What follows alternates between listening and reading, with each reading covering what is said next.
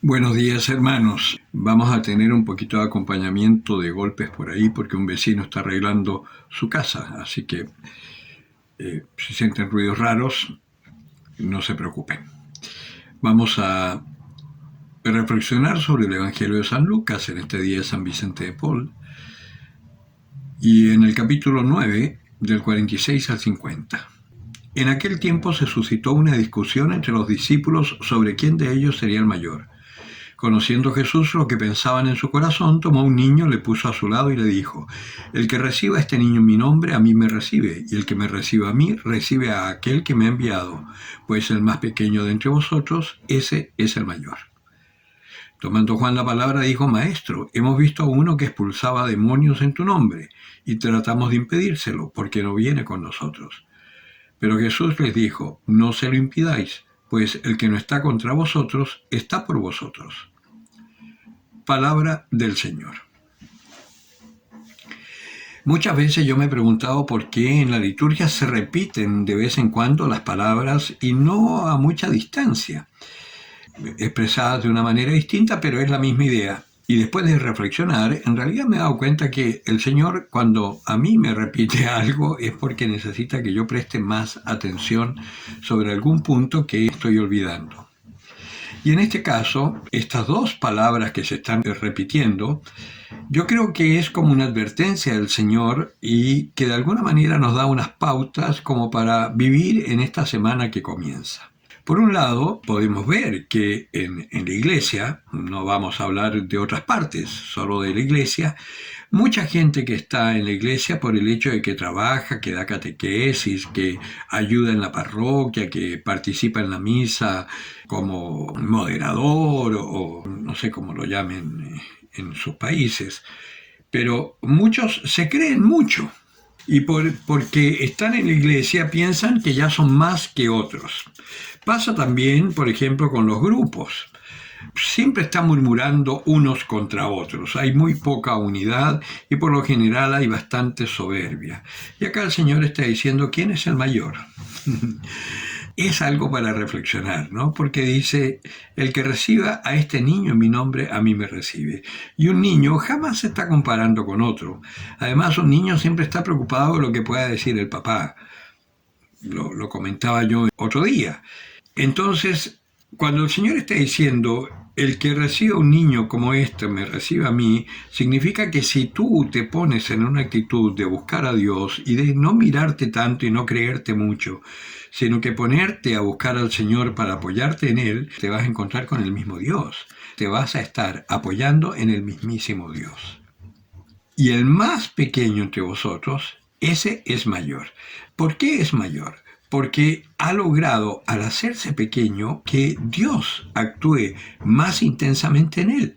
Y por supuesto, al actuar el Señor más intensamente en él, empieza a tener una madurez y una concepción de la vida distinta. Y por tener esa madurez y esa concepción de la vida, se da cuenta primero de su pequeñez y segundo de la grandeza del amor de Dios.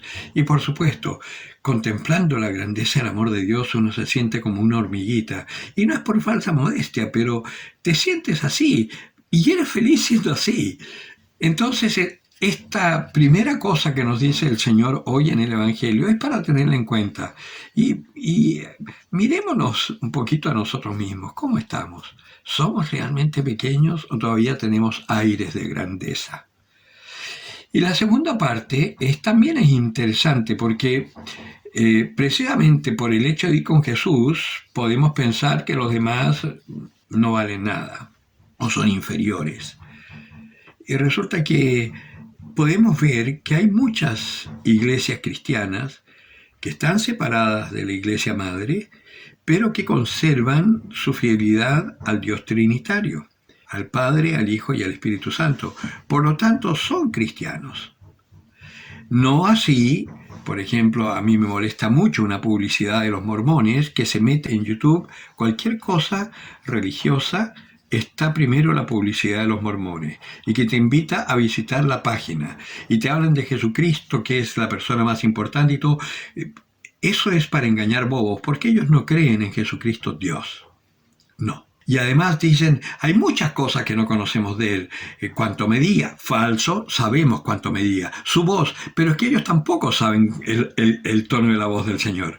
Nosotros sabemos lo que decía, pero el tono de la voz que vos tenías no tenemos idea, a no ser que ellos sean discípulos de JJ Benítez, que hayan ido en el caballo de Troya, en esa falsa máquina del tiempo, a los tiempos de Jesucristo, y hayan grabado. Pero eso no es. Entonces, ahí uno se da cuenta que hay algunos que hablan de Jesucristo, pero no son cristianos. En cambio, aquel que está expulsando demonios en el nombre de Jesucristo es porque sabe que Jesucristo es Dios. Los mormones nunca te van a expulsar demonios en el nombre de Jesucristo. Lo harán en nombre del ángel Moroni, pero no de Jesucristo. Los testigos de Jehová te golpean la puerta, te dicen que quieren compartir un poquito la palabra, pero en cuanto pueden se van al Apocalipsis, a la gran Babilonia, y por supuesto la gran prostituta es la Iglesia Católica y el anticristo es el Papa. Y ahí tú te das cuenta de lo parciales que son las cosas. Entonces, si tú te haces como niño, también en ese sentido no vas a juzgar. Es decir, no es que no vayas a juzgar, vas a hacer un juicio correcto, pero no vas a emitir un juicio contradictorio contra esas personas. ¿Por qué?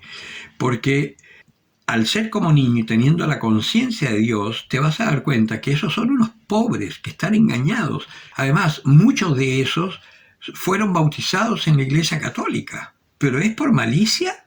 Quizás en las jerarquías haya malicia, pero en esos pobres hermanos que andan golpeando las puertas, que yo admiro su devoción, aunque están equivocados, porque a los católicos les cuesta mucho hacerlo. En nuestras comunidades tienen que pasar 4 o 5 años antes que los hermanos se atrevan a ir por las casas golpeando la puerta anunciando el amor de Jesucristo. A nosotros los católicos nos cuesta muchísimo, pues porque no somos como niños. Entonces, yo les pongo una propuesta para esta semana, aparte de los evangelios que vamos a escuchar a lo largo de la semana, pero pongámonos de acuerdo en una cosa. Mirémonos durante la semana adentro para ir descubriendo cuáles son nuestras grandezas particulares, a ver si se las podemos entregar al Señor para hacernos como niños y que podamos tener dentro de nosotros la grandeza de Dios, para ser testigos para las naciones de su amor. El que tenga oídos para oír, que oiga.